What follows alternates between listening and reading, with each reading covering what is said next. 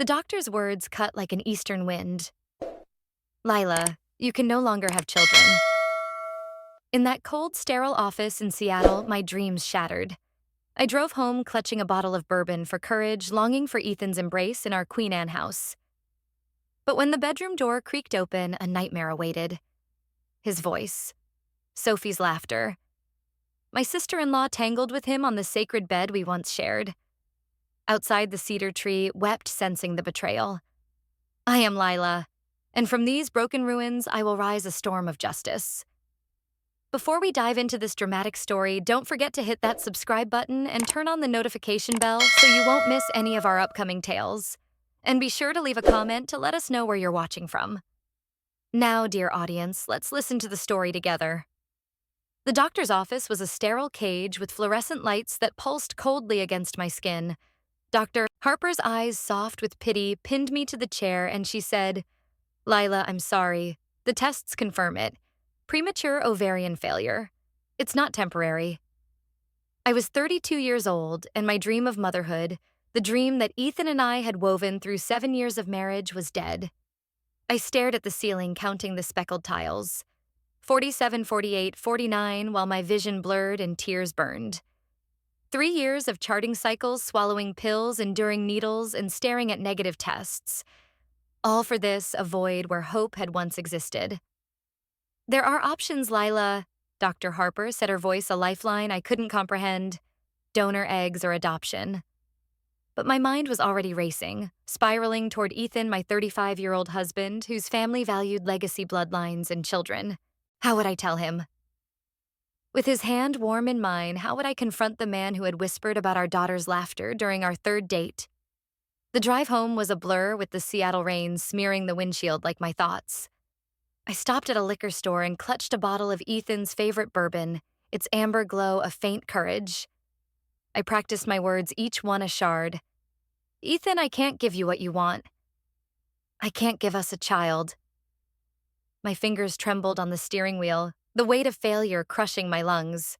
Our Queen Anne home loomed ahead, its craftsman charm a lie concealing the grief I carried. Ethan's car was in the driveway, which was odd for a Tuesday afternoon. He was never home early. My sister-in-law, Sophie, 30. Lucas's wife, was there to support Ethan and to plan a surprise, a welcome for my return. I smiled, fragile but hopeful, clinging to the thought of their love. I was holding a large bottle of bourbon when I turned the key. The door creaked open, revealing a house eerily quiet and filled with a dense air reminiscent of the eve of a storm. I put my bag down and my shoes on the wooden floor, anticipating Ethan's call. Lila, you're home.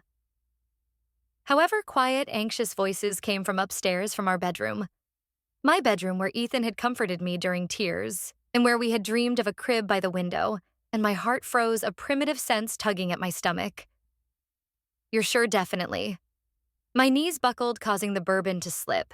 Not shatter, but roll across the floor, producing a hollow thud that echoed the void opening inside me. I stood frozen in the hallway, my breath shallow, my mind screaming denials. They're planning something, a surprise, anything but this. Ethan's voice, tight and unfamiliar, broke the silence. 10 weeks now. Sophie replied, her tone soft and certain. Ethan murmured, his voice a blade. My brother can't know. No one can. And I ascended the stairs, each step a betrayal of my body, my legs heavy, my heart a drum of dread. What are we going to do? I'm keeping it, Ethan. I've wanted a baby for so long.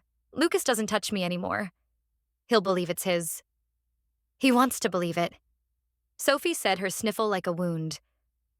And me, can I simply act like that's not my kid? Observe Lucas rearing my child. I must have gasped, a raw, broken sound, for the voices stopped the stillness louder than their treachery. The words, my husband, my love, had created a child with Sophie, my sister-in-law. My friend, shattered me, each syllable a blow. Needles had pierced me, leaving me yearning for a miracle. I pushed the door open, my hands shaking, and the weight of the bourbon forgotten at my feet. And there they were on our bed. Sophie's hand resting on her stomach, revealing a faint curve I hadn't noticed, while Ethan's face was pale and his eyes wide with horror. They sprang apart with Sophie clutching her sweater and Ethan scrambling to his feet. Lila. Oh God, you're home. He stammered, sounding like a stranger. This isn't what it looks like. Sophie's tears were dramatic and instantaneous. Lila, we didn't mean for this, but her eyes were filled with fear instead of regret. I stood rooted, the room spinning, my lungs burning as if the doctor's diagnosis had stolen my breath. I was just told I can't have children. I said, my voice eerily calm. Today, Dr. Harper said my body's failed, and I come home to this. Funny timing, isn't it? Lila, please let me explain. But I held up a hand, halting him. How long their faces? God, their faces were a gallery of guilt, horror, and beneath it a sickening relief as if my discovery freed them from the weight of their secret. 8 months. Ethan set his eyes on the floor, and Sophie's sob was a performance. It simply happened, Lila. We didn't mean to hurt you. I said, my voice icy. They looked at each other, a nonverbal connection that went deeper than their words. It just happened, Sophie. You fell into my husband's arms. I was tracking and monitoring my ovulation for 8 months, dreaming of a kidnapped family.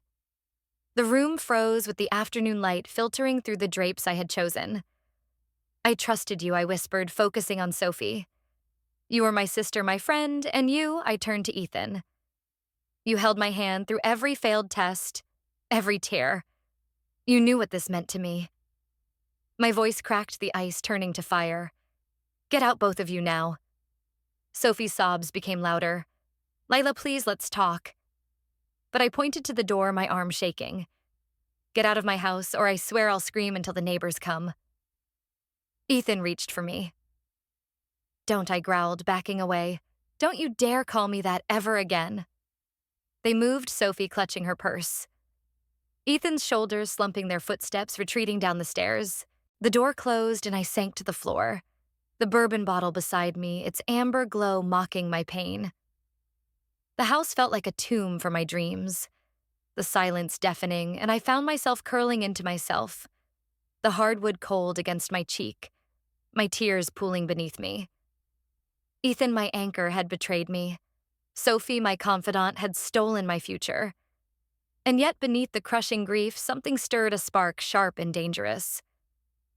My father's voice, long buried, whispered, Lila's strength isn't in what you lose, but in what you do with the pieces. Despite giving them everything, my love, my trust, and my heart, and their abandonment, I remained unfinished. The pain was a mountain, but something with claws was waking within it, so I stood up, my hands steady, and picked up the bourbon not to drink, but to hold a symbol of the courage I would need. They would pay for this not with tears, but with a reckoning they'd never see coming. Ethan slept in the guest room, his presence a wound I couldn't erase. Sophie's calls flooded my phone, her voicemails a plea. Lila, we're family. Let me explain. Their excuses were pitiful, and Ethan paced the kitchen saying, It was a mistake, Lila. I was lost, worried about you. As I stared at him and said in a raw voice, You were lost. You've located Sophie. Then I was battling for our future, right? It started at your birthday, Lila. We were drunk, grieving your troubles. It wasn't love. Sophie confessed in a cafe as her hands were twisted. I leaned forward and asked, Not love, we'll talk later, Sophie. I need time. She nodded, relieved, thinking I'd soften. She didn't see the plan forming, the spark now aflame. They had shattered my world, but I would reconstruct it using their ruins as my foundation. You are carrying his child, Sophie. In my family, that is love's cruelest lie. Her tears fell, but I saw the truth, her ambition, her envy. She'd wanted what I had and taken it. I smiled with the composure of a predator. The rain fell like a morning chant, its rhythm a pulse against my Queen Anne windows, and I sat in the attic, my haven, where the scent of my childhood was still present in the cedar beams. My laptop's glow was a beacon, and its screen was a map to truths that Ethan and Sophie believed were buried. A week had gone by since I had faced their betrayal, and my body was still raw from the doctor's verdict, but my spirit was a river carving through grief toward purpose. The bourbon bottle sat unopened on the desk, a talisman of resolve. Ethan slept below in the guest room, his snores a lie of innocence. Sophie's voicemails piled like leaves, her cries a feeble wind. They thought me broken a wilted flower to be pitied, and they failed to notice the storm gathering its thunder, silent but fierce. I was Lila, and I was learning the weight of my claws. Every night when the house was quiet, I hunted covertly, my fingers dancing across keys, guided by my father's patience lessons. Lila, truth is a seed. Plant it deep and it will grow. I started with our shared accounts. Ethan's passwords unaltered his arrogance, my ally. Bank statements revealed Sophie's extravagant spending spa retreats, designer dresses and expenses beyond Lucas's tech salary. Ethan's accounts showed transfers small but steady to an offshore account I didn't know. My breath caught suspicions growing like thorns. The affair was one wound, but this was another, a deeper betrayal. A theft not just of love, but of our future. I needed more, a weapon sharper than tears. My next step involved accessing Ethan's phone, which contained secrets that became mine through a linked account. I had suggested this under the pretense of family planning, and he agreed, believing his relief was justified as I appeared to be softening, forgiving, and tracking his lies. The cloud storage was a vault, its contents a blade. Messages between Ethan and Sophie stretched back 2 years, not 8 months, predating our fertility struggles. Predating my hope, I can't stop thinking about you.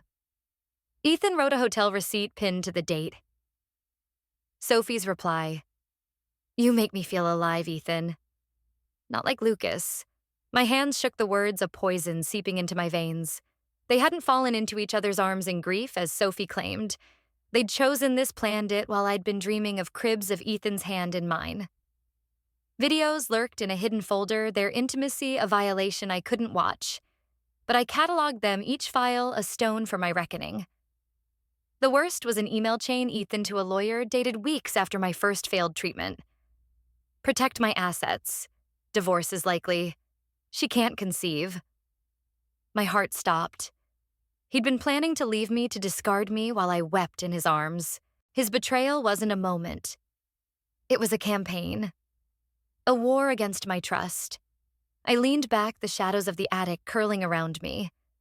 The song of the rain a drumbeat to my anger, and realized that Ethan had not only cheated, but had built a life without me with Sophie and their child while I had been fighting for us. Sophie's ambition became more evident, and her envy ignited a fire within our sisterhood. She desired my life, my husband, my home, and my future, all of which she had taken. However, the emails contained another secret, a threat to Ethan's business partner, Owen. The offshore account is secure, Owen. We'll siphon more next quarter. Lucas's family tech firm, in which Ethan had a stake, was the target of embezzlement. My breath steadied, the pieces aligned, and I printed the email's receipts and messages, storing them in a locked box under the attic floor, my arsenal expanding, each document a spark for the storm I would unleash.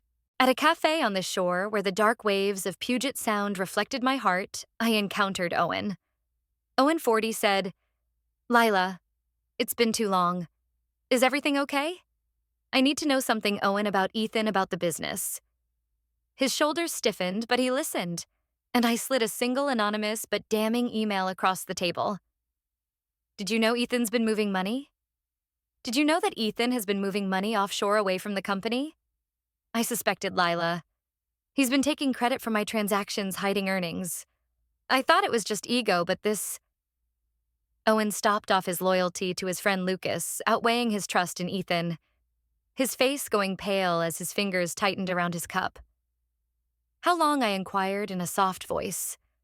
Months, maybe a year, I thought I was wrong. And I nodded. Owen, I need your help. Will you bring me proof for Lucas and the family? Silently, yes, Lila, for Lucas, for you. The wind off the sound was piercing, bearing the promise of justice. Owen's evidence would be my shield, a weapon to cut deeper than tears. He met my eyes like a warrior recognizing another. When I got home, I pretended to be a broken wife, making Ethan think that I was going to lose it. He brought me coffee, and his eyes begged, Lila, I'm so sorry. It was a mistake. I love you. His words were ash, and his hands were twisted, telling of his lies. I let the tears fall, real tears for the love I'd lost, and I said, I don't know if I can forgive this, Ethan. I need space. He nodded relief, softening his face, believing that my suffering was his escape. He didn't see the attic light burning late, didn't hear my calls to a lawyer, a woman named Rachel who was as sharp as a hawk, and I told her in a steady voice, I want everything, Rachel. Based on what you've shown me, Lila, it's already done. The emotional part that belongs to you, Rachel said with a predatory smile. I hung up the rain, chanting louder. My plot, a tapestry, each strand, a promise of vengeance. During a family meal, Sophie announced her pregnancy with a radiant voice. It's a girl, Diane, my mother-in-law wept excited tears as Lucas placed his hand on Sophie's belly and claimed that the child was not his. Ethan excused himself, his face gray, and vanished into the bathroom. I watched with a fixed smile and a raging heart as Diane hugged me and said, Lila, you're so strong hosting us despite everything. I nodded. Family's important, Diane. The lie was bitter but necessary, and Sophie came over later, her eyes wary. You're doing okay, Lila. Have you received the news? I cocked my head and said, It's difficult, Sophie, but I'm glad for you, Lucas. Her relief was evident as her hand squeezed mine. She didn't see the truth in my eyes, and I was gathering their lies and secrets so that I could eventually weave them into a reckoning. The rain continued to pour. The cedar beams creaked, and I realized that this was just the winds coming together. The cedar attic served as my war lodge, its beams whispering secrets as the rain in Seattle sang a warrior's hymn. I knelt before my locked box, its contents, emails, receipts, messages, a quiver of arrows, each tipped with truth. It had been 2 weeks since I had discovered Ethan's embezzlement, and Sophie's lies had caused deeper wounds. The bourbon bottle gleamed on the desk, untouched, a silent vow. Ethan walked through our house with a ghostly presence, his eyes pleading for forgiveness that I could never grant. Sophie's calls had slowed her voice, now filled with fear. They sensed the change in me, the quiet before the storm, but they couldn't see the web I had woven its strands, delicate yet unbreakable. I was Lila, and my justice would bloom like a rose beautiful and thorned. I watched my heart a drum, my resolve aflame, as Sophie asked at Sunday dinner, her voice bright, Lila, would you host my baby shower? My days were a dance of deception, my smile a mask for family dinners where Diane's laughter filled the air, unaware of the rot within her sons. Lucas, 33, sat beside Sophie, his hand on her growing belly, claiming a child not his. Ethan avoided his brother's gaze, his fork trembling. The room fell silent.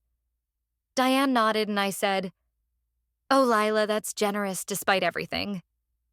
Ethan's eyes widened a glimmer of panic, and I smiled, my voice as soft as moss. Of course, Sophie. It's family April 12th, I'll make it special. Sophie clapped, admitting that Lila was the best.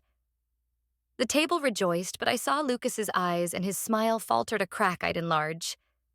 The rain outside boomed, the cedar beams hummed, and I knew that this shower would lead to their downfall. Her relief was a blindfold, and she didn't see the trap. At a cafe in Pike Place, I met Lucas for lunch. The smell of coffee and fish was a stark contrast to my mission. His eyes filled with unsaid grief met mine. How's it going, Layla? With everything, with a soft voice, I stirred my soup and said, It's difficult, Lucas, but I'm trying. How about you? Are you eagerly anticipating the arrival of the baby? He smiled thinly and shrugged, saying, It's what Sophie wants, but it's far away. You know, I leaned over and said, You're a good man, Lucas. You deserve a truth that matches your heart. Have you noticed Sophie's been different? My heart broke for him, a brother in betrayal. Could Sophie have been closer to Ethan? They've always been friendly, but yeah, she's been off. Why? He said, his brow wrinkled as uncertainty began to grow. Just something I heard about traits in Ethan's family. Dark hair, olive skin might show up in the baby. Funny how genetics work. I groaned, so I planted a seed. What are you saying? Lila Lucas's fingers froze, his eyes searching mine. The seed was planted, its roots curling, and I left him staring at his plate while the storm inside of him woke up. I was just thinking out loud. Nothing is wrong. You'll be a great dad, I said while touching his arm. A discreet envelope delivered Owen's evidence to a cafe to the sound of gulls' cries. His face was grim, and he said, "Lila, it's worse than I thought. Ethan's been skimming for years, not just from Lucas's firm, but from family trusts, Diane's inheritance." The documents were a fire detailing offshore accounts, forged signatures, and a betrayal of blood. He's been planning to leave Lila with Sophie after the baby. My breath caught, realizing the extent of Ethan's betrayal. Owen's eyes darkened as I asked, my voice steady. "He's in the dark, but he's asking questions. I'll keep digging for you. For him." I nodded, the rhythm of the rain a chant. "Thank you, Owen. This is our shield, our blade." I tucked the envelope into my bag, its weight a promise, Owen's loyalty a river joining mine. The gulls screamed, the sound roared, and I felt the web tighten.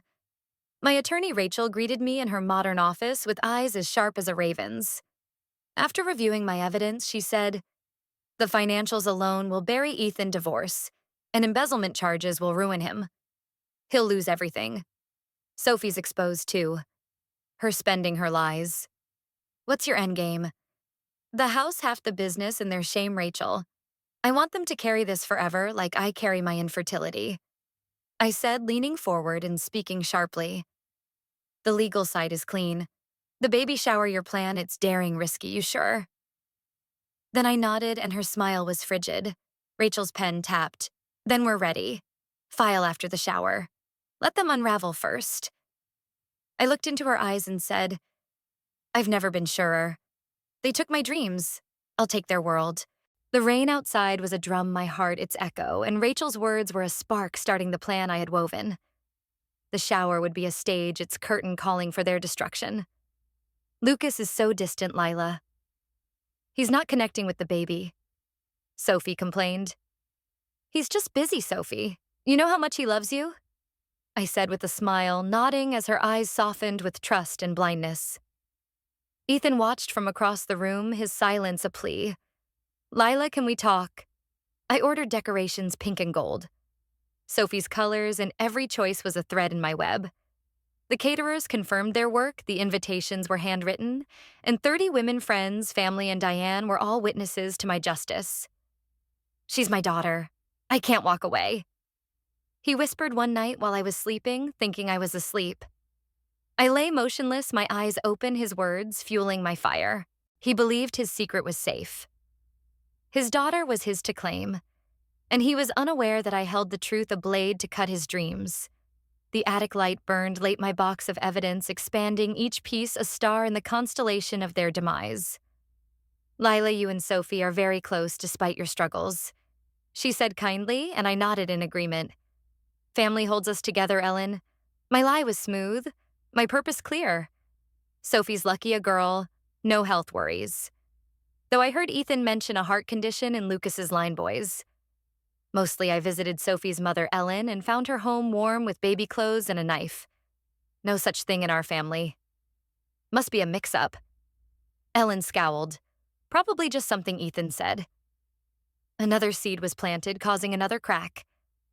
The rain was coming down softer now, its song a lullaby, but my heart was a forge shaping justice. The shower loomed a ceremony of truth. Ethan and Sophie perceived me as a wounded, tamed deer. They didn't see the eagle circling, its talons sharpened. The cedar beams sang, the bourbon gleamed, and I realized the web was almost woven, its prey unaware. The dawn of April 12th broke like a warrior's cry, its golden light piercing the Seattle rain. My Queen Anne home was a stage, its rooms decorated in pink and gold. Sophie's colors, now a trap woven with my hands. The cedar attic had served as my forge, its locked box a quiver of truths. Emails, receipts, messages, Owen's evidence of Ethan's theft. And I stood in the kitchen with the bourbon bottle on the counter, its amber glow a fire in my heart. 3 weeks had led to this moment, my web complete its strands taut with justice. Ethan paced the hall, his eyes darting, sensing the storm, but blind to its shape. Sophie's laughter would soon follow her trust in me, her undoing. The rain had subsided to a whisper, the cedars outside swaying their song, a chant of reckoning. I was Lila, and today my claws would carve their shame into the sky. I arranged delicate sandwiches, fruit tarts, and a cake with the words, "Welcome, baby girl," written in elegant script. Each detail was a thread drawing 30 women, Diane Ellen friends, and family into my theater. An hour prior, I had texted Lucas, Ethan, and the men saying, "Join us for cake.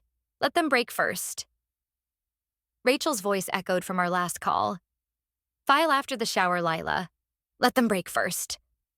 My smile was a blade, and my dress was a soft blue chosen to reflect the calm before a tempest.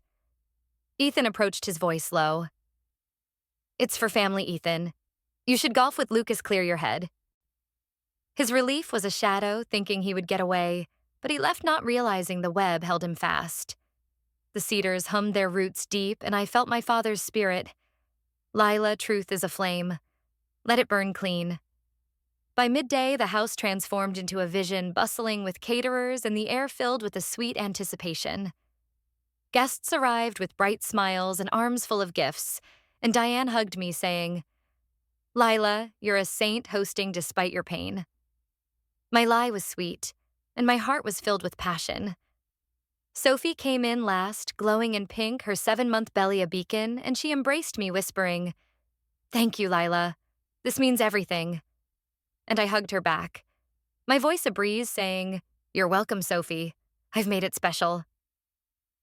The hour passed in games, laughter, and gift opening, Sophie cooing over tiny dresses, oblivious to the eyes I met Lucas's, heavy with doubt, seated by our lunch.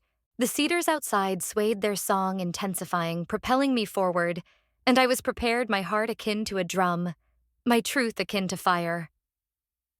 I stood with a champagne flute in hand, the noise in the room dying down. Before cake, a toast, I said, my voice as clear as a river, and something special I've prepared. 30 pairs of eyes turned expecting and trusting. When Sophie asked me to host, I was overwhelmed. I started my tone soft. "But today's about new life, Sophie's daughter." I raised my glass. Sophie's smile faltering, sensing a shift, and everyone drank their guards down, thinking the moment was over. I pressed a remote control and the living room TV came to life. To celebrate, I said, "I've made a presentation." A slideshow began featuring images of Sophie, glowing family holidays and smiles. Then it transitioned to explicit and dated screenshots of messages between Ethan and Sophie, creating a timeline spanning 2 years. Gasps erupted. Sophie's glass shattered on the hardwood juice, spreading like blood. Lila turned it off. With a wounded voice, she screamed, "I didn't." And I said in a firm voice, "Ethan and Sophie have been in love for years before my infertility issues while I fought for our family." Another slide showed hotel receipts, dates and times, and the words, "They were thorough in their deceit." The room shook. Diane covered her mouth. Ellen shook her head, and I clicked again, revealing medical records that were annotated and convincingly false. "The baby isn't Ethan's," I said, focusing on Sophie. "A DNA test suggests another father, perhaps Sophie's yoga instructor, private sessions thrice weekly." Sophie staggered. "That's a lie. You've slept with others." "Sophie," I continued, "how certain are you of the father?" Her face betrayed her color, draining confirmation of a third lover I had assumed. The crowd roared, murmuring to shouts. The web tightened, the cedars sang in rhythm with my pulse. I felt like an eagle with my talons bared, and her stillness revealed a confession. Ethan, Lucas, and the men entered through the open door, their faces bright at first, then frozen as Lucas absorbed the scene. Sophie's tears, the damning slides. "What's going on?" I grinned and said, "Perfect timing, Lucas. We're talking about your baby's parentage." Ethan sprang for the remote control and said, "Lila, stop this." I took a step back and asked, "Why, Ethan, feel embarrassed by your work? You intend to get a divorce from me. You planned to leave when I couldn't conceive while holding my hand." I clicked, exposing his lawyer emails. "You planned to leave when I couldn't conceive while holding my hand." Lucas's eyes met the screen, understanding dawning, and he growled, launching at Ethan. The brothers struggled. Women screamed. Diane fell. Ellen clung to Sophie. Chaos blossomed, and I stood composed, my orchestration, the bourbon's glow in my mind, a fire I'd lit. With Owen's documents burning and Ethan's father, Robert, standing, I said into the storm, "There's more. Ethan's been embezzling from Lucas's firm, Diane's trusts, offshore accounts, and years of theft. Is this true? I clicked. Sophie's sobs intensified as Ethan confessed his silence, asking Lila why I turned to her and said, "You took privately, lied privately, and planned to discard me privately. This," I pointed to the room, "is what betrayal deserves." I went to the gift table and lifted a wrapped package and said, "For you, Sophie." She trembled as she unwrapped it, revealing divorce filings. "This morning, Lucas signed it for me and him," I said. "He knew of the affair, but not to the extent that Ethan and Sophie did. Sign. The terms are clear. I take the house and half the business. Lucas gets his share, and you get each other if you're lucky." Lucas nodded, his face stone. Ethan's rage was a mask. "You planned this, set us up?" I looked at him. "No, Ethan. You did, I just lit the match." The guests ran away, some hugging me, others avoiding eye contact. Diane paused, tears streaming. "Lila, I didn't know." I squeezed her hand. "Neither did I." "Too long." The room emptied, leaving only Ethan, Sophie, and Lucas. Ethan's voice broke. "You didn't have to do it this way. You've destroyed us." I stepped closer, my voice ablaze. "No, Ethan. You destroyed us. I made sure the world saw."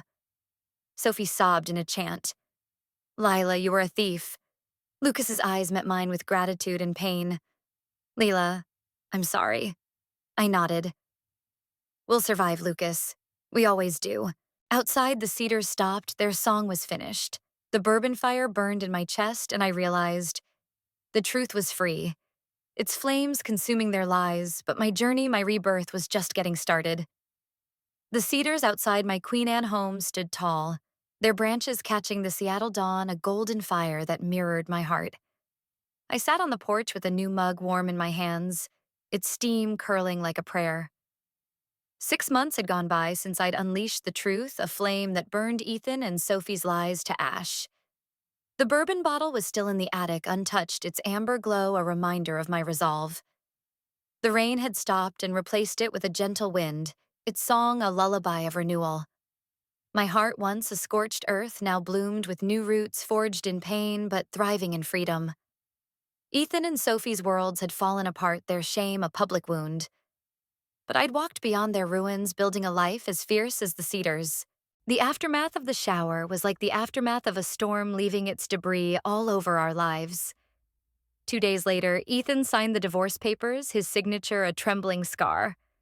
Rachel delivered them with a sharp voice, saying, "He's lost the house, half the business, and any claim to dignity. The embezzlement charges are pending." I nodded, the papers heavy in my hands. A weight I'd earned, and Ethan's note tucked inside was a whisper of defeat. "Lila, I'm sorry I destroyed us. I'm leaving." I read it once, then burned it in the fireplace, its ashes mingling with my past. He had fled to Portland, a junior role at a struggling startup, his legacy in Lucas's firm erased his family's respect, a distant memory. I felt no joy, just a quiet certainty. He'd sown betrayal, and I'd made sure he reaped its harvest, a mercy for the woman I was forging, not for him. "Lila, I've signed the divorce papers. Lucas gets everything. Please, can we talk?" Sophie came to my door a week later, her face haggard and her tummy heavy. Her fall was quicker, her defiance broken by the truth of the shower. I took the documents, my eyes as cold as the sound. "You stole my husband, my trust, my family. Sophie, this is justice, not a conversation." Her tears stirred only a faint echo of the sister I had once loved. She left her Prius fading into the rain, her social circle gone, her wealth stripped. Diane and Ellen had turned away from her, their doors locked her name, a whisper of scandal. She moved to Tacoma, living with her grandmother, a receptionist's salary, her only shield. Her daughter was born a month later, with dark hair and olive skin, neither Lucas's nor Ethan's. The shadow of the yoga instructor loomed, a truth I had suspected but never verified. Sophie's lies had brought her down, and I allowed her to live in their wreckage. Lucas and I had a lot in common, and our mutual betrayal was a bond. One evening, he came to my porch with clearer eyes and said, "Lila, you saved me, exposed the truth. I was blind." I sipped my tea while the wind blew gently, and he said, I'm selling my share of the firm, starting fresh. Maybe teaching. I want to build something honest. And he nodded and his voice was steady. You will, Lucas. You're stronger than their lies. I smiled and he hugged me like a brother in loss. His new path was a seed like mine sprouting in the ashes, and Owen had remained faithful, his evidence sealing Ethan's fate. He came once and said, Lila, you're a warrior. Lucas and I were rebuilding because of you. The cedars swayed, their song was his echo, and I realized that we were survivors, our roots entwined. Rachel's work was a river that carved my future. The house was mine redecorated to remove Ethan's shadow new paint soft greens and my father's cedar carvings on the walls. I started a consulting business using contacts from Ethan's world, my strategic mind, a gift I'd kept hidden for too long. Clients came drawn to my accuracy, my story a quiet legend. The business grew its profits, a shield my independence afire. I traveled not to escape, but to heal to Santa Fe, where I walked desert trails, the warmth of the sun reflecting my strength. In Galway, I met poets, and their words inspired me. In Kyoto, by a temple stream, I wrote, Lila, you faced betrayal and rose. You wove justice with thorns, not tears. You embody not the lost, but the creations you've constructed. I sealed the letter as a talisman, and the wind's song was my guide. 3 months ago, I received the greatest gift, a call from an adoption agency saying, Lila, a young mother chose you. A boy, 6 weeks old, needs a home. I drove to Tacoma, my heart a drum, and met him Elias, his eyes bright as the dawn. I held him, his warmth a miracle, my infertility a distant shadow. The path to motherhood wasn't the one I'd dreamed, but it was mine, chosen and sacred. Elias slept in his nursery now, the crib by the window where I had once sobbed, and I watched him, his tiny fists reaching, and felt a peace deeper than pain. Ethan had reached out once, a letter from Portland that said, Lila, I miss you. I made a terrible mistake. But I didn't respond. His words were wind helpless against my roots, and some betrayals don't heal, some wounds don't forgive, and Ethan didn't deserve my dawn. I was standing in my garden, pruning cedars I had planted, their scent sharp and alive. A year had gone by since I had walked into Ethan and Sophie's betrayal, since the doctor's words had broken my sky. The house was mine, its walls a canvas of my own making. The divorce had secured my wealth, and I had learned to trust again, not in other people, but in myself. Lucas flourished, his teachings alight. Diane called occasionally, her voice soft. Lila, your family always. Sophie's life was a shadow, her calls going unanswered, and Ethan's regrets were meaningless. The journey had been a spiral, not a line, each turn revealing a deeper strength. I held a cedar sprig, its needles soft, and saw the truth clear as the sky. They'd meant to break me to end my story, but they'd been a chapter, painful but not final. My father's voice echoed. Lila, true strength is what no one can steal. I had lost a husband and a sister, but I had found something unassailable. My worth forged in betrayal, tempered by justice, radiant in its freedom. That evening, I raised a glass to Elias and myself, with the sun sinking into the cedars and casting gold across my garden. The worst thing that had happened had led to the person I was most proud of. That was my revenge, not a moment, but a life. Not a fire, but a dawn. And unlike Ethan's promises or Sophie's dreams, it would endure as steady as the wind, as fierce as the cedars in my heart.